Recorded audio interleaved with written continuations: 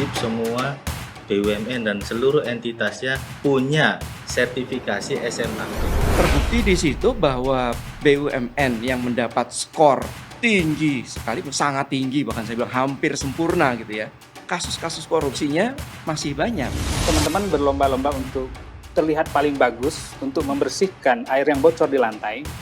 Tidak pernah dicari, akar masalahnya bocor di atapnya nggak pernah dicari. Korupsi sekarang itu lebih sistemik, Pak. Tidak hanya suap menyuap. Suap menyuap itu transaksional. Saya suap hakim, saya bebas. Tidak. Tapi ada di sana ada persekongkolan. Ada korupsi itu berawal dari kebijakan yang dikondisikan. Teman-teman kejaksaan ataupun penyidik itu mencari mens rea itu atau membuktikan mens rea itu nggak selama. Mens rea seperti apa? Tadi salah satunya adalah dalam konteks niat jahat tadi adalah ketika dia ada motif ekonomi, katakanlah seperti ada suap, sehingga kemudian itu mempengaruhi satu tindakan atau pengambilan keputusan yang merugikan keuangan negara. Mantan Menteri Perdagangan Tom Lembong resmi bebas dari rutan Cipinang, Jakarta Timur pada Jumat malam.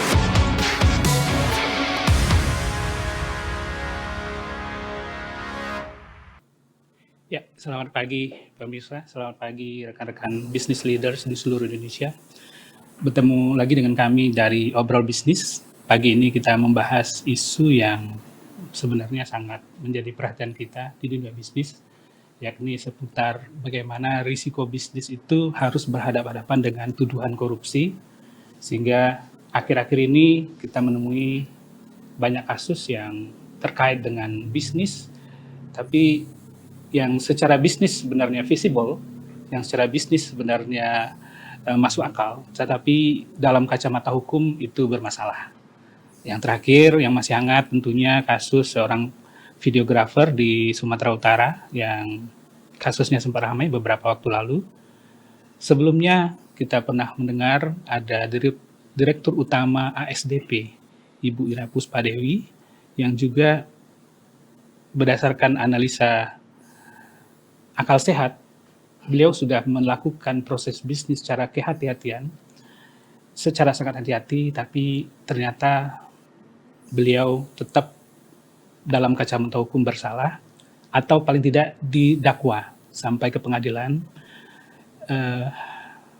yang membuat tentunya tidak semua orang kuat menghadapi tuntutan di pengadilan, diadili di muka publik.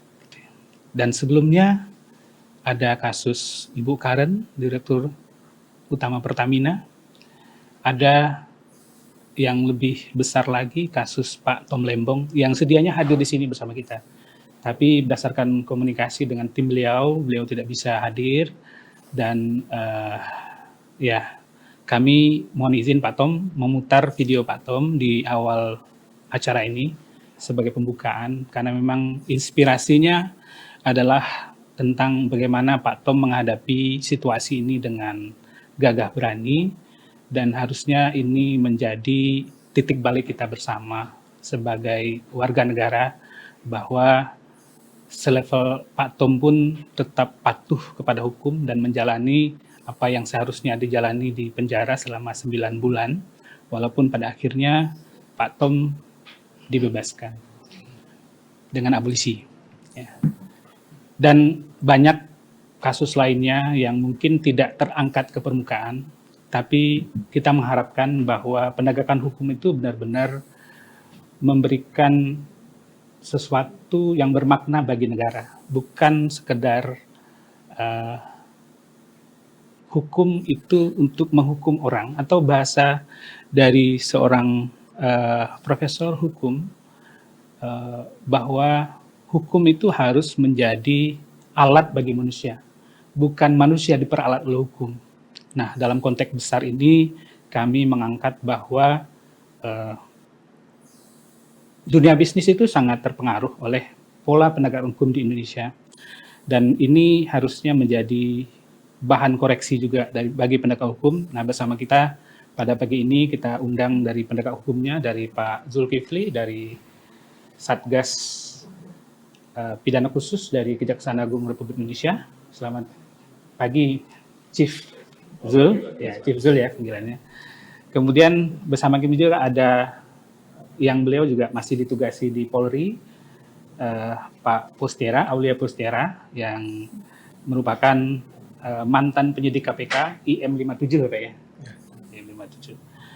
Dan bersama kami juga sedianya hadir dari Pak Amin Sunaryadi, tapi karena beliau ada acara keluarga, beliau mengamanatkan untuk diputarkan video beliau yang sudah pernah dia sampaikan di podcast lain. Nanti kita akan putarkan hal-hal krusial yang perlu menjadi perhatian kita bersama. Kemudian ada juga yang dari terkait hukum, ada Pak Indra, beliau lawyer, dulu anggota Komisi 3. Beliau juga baru tadi menyampaikan tidak bisa hadir. Sekarang beliau adalah staf khusus dari Menteri Tenaga Kerja. Beliau menyampaikan tidak bisa hadir baik secara live maupun secara Zoom. Tapi beliau menitipkan makalah yang nanti bisa teman-teman pelajari. Saya akan forward nanti kepada yang sudah bergabung di grup Obrol Bisnis, akan kita forward ke sana untuk menjadi masukan buat teman-teman. Pak Amin Sunaryadi tadi adalah mantan Wakil Ketua KPK ya. Dan sekarang beliau adalah Ketua Forum Manajemen Risiko BUMN. Nah, jadi pendapat beliau ini sangat relevan karena beliau mempunyai oversight yang luas gitu ya. Nah, kemudian ada Pak Subhan atau Chief Subhan, beliau adalah Ketua Forum QHSE gitu ya. Jadi Quality, Safety, Environment, Health and Environment ya. Jadi di BUMN konstruksi. Jadi kalau misalnya ada kecelakaan di BUMN konstruksi pasti beliau yang dicari orang karena bekerja di konstruksi di bangunan ketinggian risikonya sangat besar. Nah, harusnya tentu dengan adanya forum beliau ini bisa memfasilitasi antara dunia bisnis dan penegakan hukum. Kalau kita gunakan kacamata hukum secara tidak tepat, teman-teman juga sudah risikonya nyawa, nanti kejadian lagi dapat risiko hukum lagi. Nah, jadi double risiko buat teman-teman di konstruksi. Nah, juga sebenarnya di forum ini kami undang spesial ini Pak atau Chief Fajar Proboseno. Beliau adalah co-founder dari INCRA, Indonesian Continuity and Resilient Association, dan beliau juga konsultan yang malang melintang di banyak perusahaan di Indonesia untuk bidang risk management. Beliau owner dari Risk Resolution ya, Cip. Ya. Nah, untuk itu kami akan minta pendapat pertama kali dari Chief Zulkifli tentang bagaimana sih seharusnya penegakan hukum di Indonesia. Kita sudah belajar banyak bahwa banyak penegakan hukum itu yang quote-unquote pada akhirnya adalah tidak tepat atau diintervensi oleh di luar hukum dengan abolisi, dengan pendekatan lainnya, bahwa ini tidak tepat. Artinya menurut kami ada sesuatu yang miss dalam penegakan hukum kita. Kira-kira ke depan akan seperti apa penegakan hukum kita, Pak? Khususnya di korupsi. Karena harus melihat ekosistem secara keseluruhan. Tidak cukup kita hanya dari satu faktor hukum saja, gitu ya. Mungkin Pak Zul bisa menjelaskan secara lebih detail, Pak. Silakan, Pak. Ya, baik. Terima kasih, Bang Juliaswan. Yang pertama, saya ingin menyampaikan terlebih dahulu, ini politik hukum pemberantasan korupsi kita seperti apa. Nah, rupanya membuat undang-undang dalam konteks pemberantasan korupsi kan antara lain menetapkan satu kebijakan hukum, ya, satu politik hukum, bahwa kemudian ketika terjadi pelanggaran atau tindak pidana yang merugikan negara, termasuk di BUMN pun, itu bagian dari ruang lingkup dari tindak pidana korupsi itu sendiri. Nah, lalu kemudian berkembang, memang ini jadi satu diskusi yang dalam konteks kekinian ini menjadi sangat relevan. Ya. Katakanlah tadi ada beberapa pertanyaan atau ada beberapa pandangan bahwa korupsi ini dalam konteks pengambilan keputusan bisnis itu seringkali apa tadi istilahnya kemudian berhadapan dengan satu perdebatan tertentu, misalnya apakah ada mens rea di dalamnya lalu kemudian bagaimana keputusan, apa sih sebetulnya parameter keputusan bisnis itu atau kebijakan itu sehingga kemudian dia menjadi satu kualifikasi tindak pidana. Nah, kami ingin menyampaikan praktek peradilan sejauh ini juga sebetulnya pendekatan-pendekatan dalam konteks karakteristik pengolahan BUMN itu menjadi bagian dari pertimbangan penegak hukum. Nanti kita lihat beberapa putusan, banyak putusan yang kemudian atau persidangan yang kemudian menghadirkan satu perdebatan ya dalam rangka pengujian bagaimana parameter termasuk business judgment rule misalnya itu menjadi bagian yang menjadi pendekatan juga. Jadi sebetulnya dalam konteks ini kami ingin menyampaikan bahwa penegakan hukum dalam konteks itu juga tidak meninggalkan prinsip-prinsip itu. Ya, memang seringkali juga menjadi satu perdebatan. Ya, misalnya ada mengenai mens rea tadi. Saya ingin menyampaikan bahwa sebetulnya untuk memahami dan mengambil suatu kesimpulan yang memadai, ya seharusnya kita juga melihat dan memahami beberapa konsep yang ada dalam hukum pidana. Nah ini sebagai gambaran kepada Bapak Ibu sekalian. Kenapa? Karena dalam hukum pidana ini kan memang ada konteks tertentu yang sebetulnya mungkin bisa berbeda sudut pandangnya dengan rejim hukum yang lain, katakanlah hukum administrasi, hukum perdata dan seterusnya. Karena tapi ini menjadi satu hal yang wajar, ya, hal yang memungkinkan karena dalam salah satu doktrin ya terkait dengan penegakan hukum pidana adalah dikenal salah satunya yang disebut dengan the autonomy panheit materialis repre. Artinya ada pandangan tertentu dalam sudut hukum pidana itu bisa berbeda. Katakanlah tadi ada pengertian kerugian keuangan negara bisa berbeda pandangan hukum perdata dengan pidana. Ya. Ketika ini kan perdebatan yang panjang juga nih, apakah kerugian di BUMN, ya kerugian negara yang dipisahkan di BUMN itu menjadi salah bagian dari konsep keuangan negara. Betul dalam konsep hukum perdata, ya dari teori badan hukum, kemudian turunannya teori transformasi pemisahan kekayaan itu sudah tidak lagi misalnya. Tapi politik hukum kita khususnya terkait dengan pemberantasan korupsi itu masih memaknai. Karena apa? Banyak pertimbangan pada saat penyusunan undang-undang itu karena kita mungkin melihat bahwa pengolahan BUMN ini menjadi bagian sangat penting dalam rangka karena BUMN ini kan salah satu personifikasi negara untuk bagaimana kemudian negara memberikan kesejahteraan kepada masyarakat gitu ya. Nah, tadi salah satu isunya adalah ini mens rea. Ini ada sedikit penekanan juga. Seringkali pembicaraan tentang mens rea ini ya memang idealnya ya atau secara sempit ya seperti diskusi-diskusi mungkin yang berkembang bahwa kemudian mens rea itu harus dilandasi oleh ada benturan kepentingan, harus ada suap dan seterusnya. Tapi ternyata dalam konsep hukum pidana ya dan perkembangan dalam praktik peradilan itu adalah pengertian yang sempit. Ya.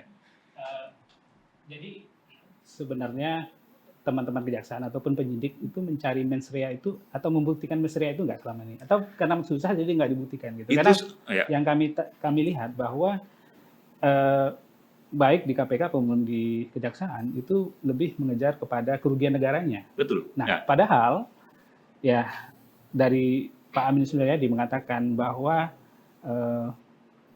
kerugian negara ini nggak digunakan di negara lain. Cuma di Indonesia saja bahwa kerugian negara itu dianggap sebagai delik hukum gitu. Jadi mungkin bisa diperjelas bagaimana posisi kerugian negara itu dalam delik hukum dan bagaimana juga supaya ini fair.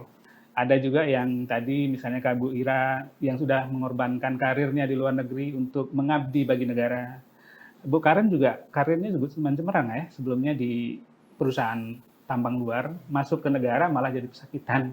Nah, maksud saya ini ada fenomena yang harus kita antisipasi bahwa orang-orang pintar ini nanti nggak mau berkontribusi untuk negara gitu ya.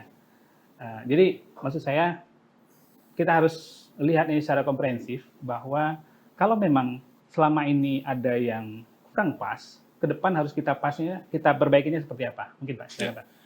Baik, sekali lagi saya ingin mengatakan begini bagi Lesman ya. Sekarang posisi saya adalah memberikan satu gambaran tentang praktek penegakan hukum dalam konteks ini dalam perspektif sebagai penegak hukum. Ya, itu dulu. Nah, tadi sebetulnya saya belum selesai. Nah, terkait mens rea tadi sebelum ke kerugian keuangan negara. Nah, mens rea ini dalam perkembangannya, dalam praktik peradilan khususnya, termasuk nanti kita lihat di putusan-putusan, maka sebetulnya salah satu bentuk dari mens rea itu, ini kan mens rea ini kan diartikan sebagai niat jahat. Gimana sih niat jahat ya? Bagaimana sih melihat niat jahat ini? Bagaimana membuktikan niat jahat yang tersembunyi di dalam sanubari, dalam hati dan pikiran itu? Maka dalam prakteknya pembuktiannya kemudian salah satu bentuk itu tadi saya katakan adalah ada kesengajaan dan atau kealpaan, culpa. Nah, di KUHP kita ya nanti Bang Gilas bisa lihat di pasal 36 sekarang kan ketika di bab tentang pertanggungjawaban pidana, maka di situ diatur bahwa bisa dipertanggungjawabkan pidana terhadap seseorang ketika ada tindak pidana kemudian dilakukan dengan sengaja atau kealpaan. Nah, itu yang sering kita rumuskan dengan dua unsur yang ketika kita berbicara tentang pertanggungjawaban pidana. Jadi ada perbuatan, aktus seterusnya, kemudian ada mens rea. Nah, mens rea. Mens rea seperti apa? Tadi salah satunya adalah dalam konteks niat jahat tadi adalah ketika dia ada motif ekonomi, katakanlah seperti itu, ada suap, sehingga kemudian itu mempengaruhi satu tindakan atau pengambilan keputusan yang merugikan keuangan negara. Tapi dalam konteks pembuktian dan praktek nanti ada jurisprudensinya juga bahwa bentuk dari mens rea itu dalam hukum pidana tadi di pasal 36 itu adalah kesengajaan dan atau culpa. Ya. Kesengajaan seperti apa? Praktek selama ini itu gradasinya ada tiga. Ya.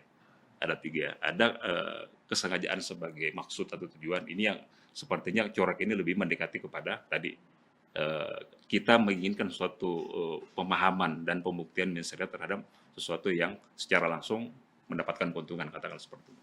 Tapi jangan lupa praktek peradilan juga kemudian dalam teori mengenai kesengajaan itu kemudian juga memperluas ada dua bentuk yang lain, namanya sengaja dalam bentuk kemungkinan, kepastian yang kedua, dan sengaja sebagai bentuk kemungkinan. Nah, ini penting dipahami. Sehingga kemudian ketika menjawab pertanyaan tadi, bagaimana sih penegak hukum melihat itu? Nah, sekali lagi kami sampaikan, konstruksi terhadap satu perbuatan kemudian menjadi tidak pidana korupsi dalam konteks pengambilan keputusan bisnis dan seterusnya. Sekali lagi kami sampaikan tetap mengacu kepada pendekatan-pendekatan itu. Mens rea tetap menjadi pembuktian karena itu adalah satu asas penting dalam hukum pidana sehingga bisa dimintai pertanggungjawaban pidana itu. Gitu ya. Nah, yang kedua tadi bicara soal pertanggungjawaban pidana dalam konteks ada mens rea tadi ya. Yang kedua, kami juga melihat ada kausalitas perbuatan itu. Ya, harus ada kausalitas. Penegak hukum tetap melihat itu. Artinya, kalau teori kausalitas ini ada beberapa teori juga. Kalau misalnya kita bicara tentang teori kondisi sain konon itu, ya bahwa kemudian setiap perbuatan yang punya bisa menjadi penyebab terhadap suatu akibat. Nah, ini menjadi satu pendekatan dalam konteks itu. Nah, kami pun sebetulnya juga melihat secara cermat dan saya sepakat, ya, kami sepakat bahwa melihat konstruksi peristiwa dalam pengambilan keputusan bisnis sehingga kemudian dia menjadi pidana atau sekedar risiko bisnis itu sangat penting untuk melihat berdasarkan prinsip kehati-hatian. Ini sangat penting bagi penegak hukum. Karena kenapa? Setiap peristiwa kasus per kasus itu bisa berbeda karakteristiknya, bisa berbeda cara pandangnya untuk kemudian melihat itu. Itu kira-kira dari saya, Pak. Baik. Terima kasih, Chief Zul. Jadi, business leader, kita sudah mendengarkan penjelasan versi kejaksaan. Kita akan gali juga dari rekan sebelah saya, Chief Postiera. Beliau saat ini, ya, pemegang kekuasaan hukum juga ya. Beliau penasihat untuk Kapolri dan juga beliau adalah mantan penyidik KPK, punya pengalaman banyak tentang penegakan hukum korupsi di Indonesia. Tapi mungkin setelah kita jeda sejenak.